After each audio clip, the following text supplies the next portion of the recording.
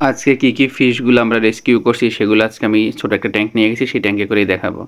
যেহেতু আমি অন্যদিন দেখাইতে পারি না। আর আমাদের যেসব ফিশ আমরা কালেক্ট করার পরে আবার ছেড়ে দেই সেটা হচ্ছে আমরা বলে দিব, হয়তো দেখাতে পারবো না। তো আসসালামু আলাইকুম, দেশি অ্যাকোয়ারিয়ামের নতুন একটা ভিডিওতে স্বাগতম। আমরা হচ্ছে আজকে একটা ছোট ট্যাঙ্ক নিয়ে যাচ্ছি সাথে করে, যে- যেন আমি আপনাদের স্পষ্টভাবে দেখাতে পারি যে আমরা কি ফিশ কালেক্ট করি বা রেস্কিউ করি, যেন এই ট্যাঙ্কের মধ্যে খুব সুন্দরভাবে আপনাদের আমি ভিডিও করে দিতে পারি। সেই জন্য আগে থেকে প্রিপেয়ার্ড হয়ে যাচ্ছি।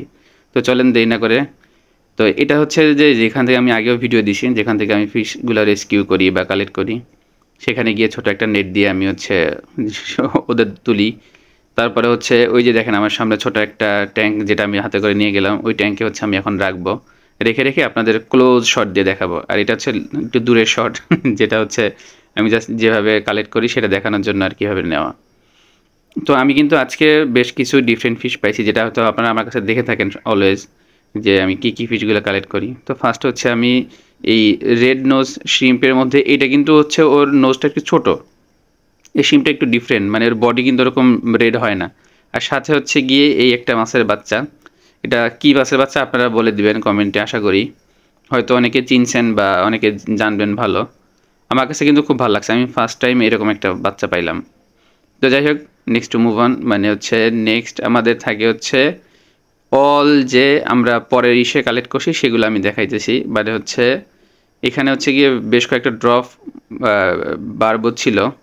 তারপরে হচ্ছে একটু লেট হয়ে গেছে রাতে। তো এখানে আমরা কিছু চান্দা মাছ, যেটা ওগুলাও কালেক্ট করি। তারপরে হচ্ছে কিছু, এই দেখেন একটা শিম্প আছে, এটা হচ্ছে ডিফারেন্ট দেখতে। তারপরে হচ্ছে গ্লাস গবি আছে, তারপর নাইট গবি একটা, তো ওটা আমি রেস্কিউ করে মানে রেস্কিউ করে আবার রিলিজ করে দিছি। মানে ওটা আবার রাখার আমার প্রয়োজন মনে হয় নাই। তারপর এখানে হচ্ছে গিয়ে এই বাম্বলবি গবি, যেটা নেটিভ, ওইটা আছে। তারপরে হচ্ছে আরেকটা মাছ আছে, সেটা হচ্ছে আমি বাঁচাইতে পারি নাই। ওটাও দেখেন নিচে পড়ে আছে। ওইটা মানে ধরার সাথে সাথে ও মারা যায়। আমি হচ্ছে দেখছি যতবারই আমি ওকে ধরার ট্রাই করছি বা রাখার ট্রাই করছি, ও থাকে না। আর ওটা হচ্ছে গিয়ে এমনিও এরা এখানে থাকবে না। মানে অন্য মাছ, এখানে বড় বড় মাছ আছে, ওরা খেয়ে ফেলে এই মাছগুলা। এই জন্য যদি আমি ধরে রাখতে পারি তো ভালো, না হলে কিছু করা থাকবে না। এই যে এইখানে হচ্ছে অ্যালাইভ থাকে, ওই যে উপরে কর্নারে দেখেন, একেবারে হচ্ছে স্ট্রাগল করছে সিম করতে। খুব মানে সার্ভাইভ করবে না, ওটা আমি জানি, কিছু করার নেই এখানে। আর এই যে নাইট কপির কথা বলছিলাম, সেটা এইখানে, এটা পরে আমি রিলিজ করে দিছি। আর আমাদের ছোট একটা হচ্ছে ক্র্যাব, যেটা আমরা কালেক্ট করছিলাম, তো ওটা আমি বলছিলাম যে ভিডিওতে, যে আপনারা কি বুদ্ধি দেন সেটা আমি তারপর বিবেচনা করব। আর হচ্ছে এই যে গ্লাস কপিগুলো, এগুলো অনেকে পছন্দ করেন, কিন্তু আমার আসলে এগুলো অনেক পাওয়া যায় আমাদের এখানে। এখন আমি কিছু নিয়ে আসছি, দেখা যাক কি হয় এগুলা।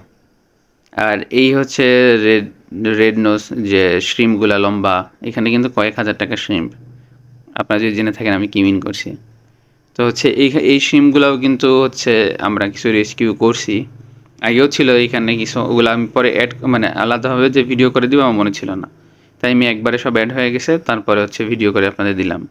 আর কোন মাছ কোন সেটআপে রাখছি সেটা দেখার জন্য অবশ্যই নেক্সট ভিডিওগুলো দেখতে পারেন আপনারা। Tata, bye bye.